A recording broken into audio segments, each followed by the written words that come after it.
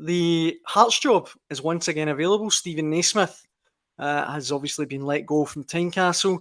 I mean, Keith, you wrote a magnificent column today on Tony Bloom and his Star Lizard approach to who could be the next gaffer. But Fraser, who do you think would fit the bill? This pains me. I'm agony admitting this. No because pressure. I've read Keith's column as well. Keith's stolen my idea. This revolutionary idea that the one guy that has consistently delivered success at St John's, his 3 Scottish clubs, and who's loyal to the core, Derek McInnes, is what Hearts are screaming out for. It's what Hibs were screaming out for through their past 5 managerial appointments, whatever it's been. This is a man that took it as a rookie, took St Johnstone up the Premier League and kept them there comfortably.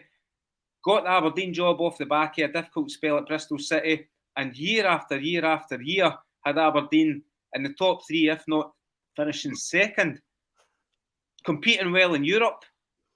Cup finals, they were at Hampden at least twice a season, Aberdeen under Derek McInnes, and those days have gone since he left. And then now at Kilmarnock, the longest serving Premiership manager currently, with two years, 7 months at Kilmarnock, because he's loyal, because he's successful. Honestly, I would love to see, and I'm going to upset a lot of Kilmarnock fans here. I'm sorry, but it's the truth.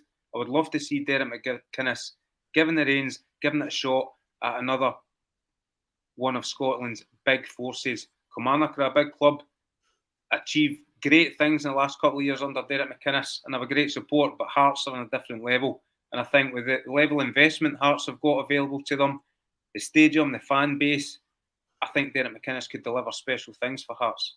I think it's a no-brainer. I really want to see somebody give Derek McInnes a chance.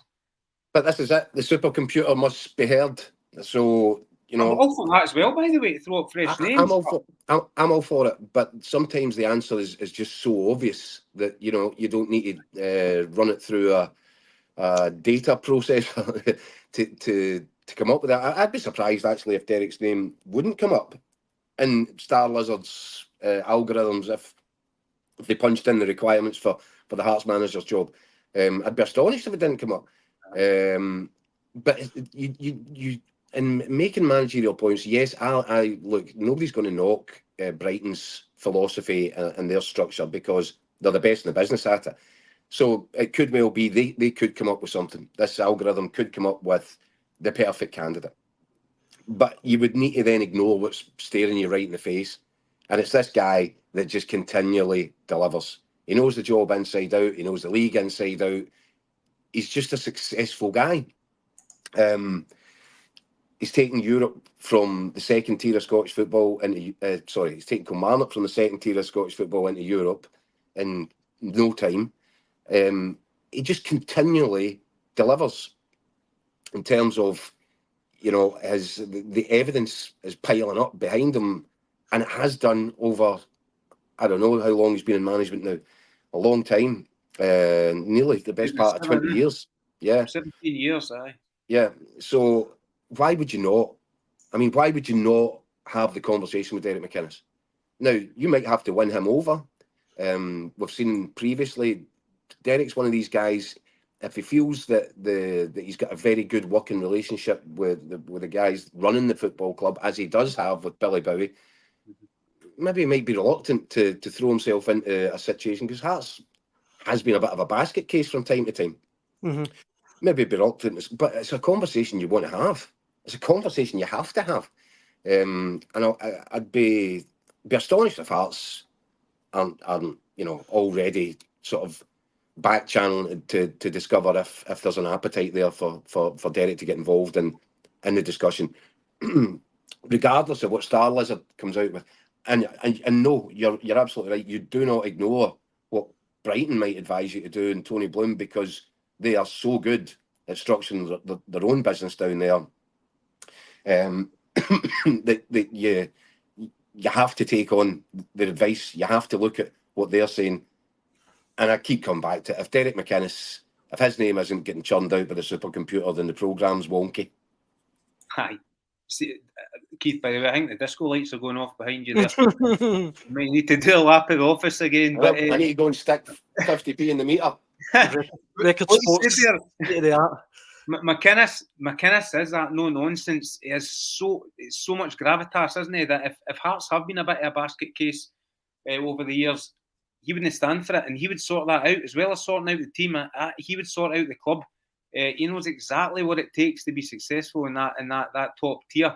And honestly, I think even with the Europa Conference League campaign that's about to start, I think a bit like Celtic, it's there for Hearts to take if they want it. Looking at the fixtures they got, surely that would have Derek McInnes salivating a chance to get back into Europe so quickly. Looking at the fixtures they've got and potentially take Hearts to that next stage, because they've massively underperformed this season. But I still think there's a core of a good squad there. Well, I think it's important to remember as well. Kilmarnock have been good for Derek McInnes. Derek McInnes has been good for Kilmarnock. I think he's been reinvigorated. It was all getting a little bit stale and samey at Aberdeen, and the fans had decided wrongly that they needed change. The club needed change. Look what happened. Be careful what you wish for, etc., etc. They've only now got a guy in that looks like he might be capable of achieving some of the stuff that Derek McInnes achieved during his time there. Kilmarnock have been great. It's reinvigorated him. He was prepared to step down into that division because he was convinced by Billy Bow's strategy and how he saw his place at Rugby Park. And by when I say by how he saw his place, he is the guy. He's the driving force. Billy Bow's more than happy to step back and just let him lead the football club. Mm-hmm. Hearts are crying out for it. Hearts are crying out for exactly that. So yeah, you know what? Steven Naismith's accent is another case of the second season syndrome for the club that finishes third, isn't it? Nobody's been able to back up by doing it again since Derek McInnes with Aberdeen. Another reason why I think it's such an obvious choice, but it sounds like I'm pushing him too hard now. No, I'd be quite interested to see Alex Neil back north of the border as well, to be honest. I think Alex Neil's a good manager, and eventually he's going to have to take the jump with somebody. Yeah, well, but the interesting bit for me is you mentioned Steven Naismith did a very good job finishing third. Maybe he was pushing it an open door a little bit because the competition wasn't superb last season for third place. But he still did it, and he still had to get Hearts there, and he did achieve it. So that can't be taken away from him. But ultimately, when you start a season the way you started this one, what have you got to argue your case? Is that all the evidence? You can only refer to one season, because then you're in a situation. Well, who knows? Then was last season lucky? Are we locked into a season long struggle here with the potential to disappear and fall over the abyss into the second tier? There was nothing. Steven Naismith had no way of backing up his own argument, whereas Derek McInnes has got a back catalogue, success after success. He's proven, which is why there's no panic going on at Kilmarnock just now, even though his record isn't a great deal better than the Steven Naismith at the start of this season. I think they're Kelly are only 1 point above Hearts, albeit having played a game less. But there's no clamour, there's no panic. And why is that? It's because they know they've got a guy in charge that's going to sort it out. It's been difficult, he said, grappling with the twin campaigns and domestically in Europe, and Kilmarnock really not used to that. Maybe don't have the squad for it. Yeah, 6 games Kilmarnock had in Europe. But there's not. You wouldn't think for a single solitary second that Billy Bow's looking at going, "I need to make a change of manager here." He knows that Derek McInnes will come good. That they'll get into their rhythm, they'll get into their stride, and they'll start moving their way up that league. And that's the difference. Steven Naismith couldn't point to anything behind last season, whereas Derek McInnes can point time and time and time and time and time again. He's done it. Naismith was a strange appointment, and by the way, I need to say he was so good to deal with. I dealt with Hearts a lot in the last year. Really articulate, always answered questions. On Saturday again, it was at St Mirren when it was toxic at the end. Jeez, it was toxic against Dundee United at Tynecastle. It was 10 times worse with just 1,500 jambos in the way end at St Mirren. But he sat there all day and answered our questions, and he could tell he knew deep down what was coming. You know, he says what will be will be. Mm-hmm.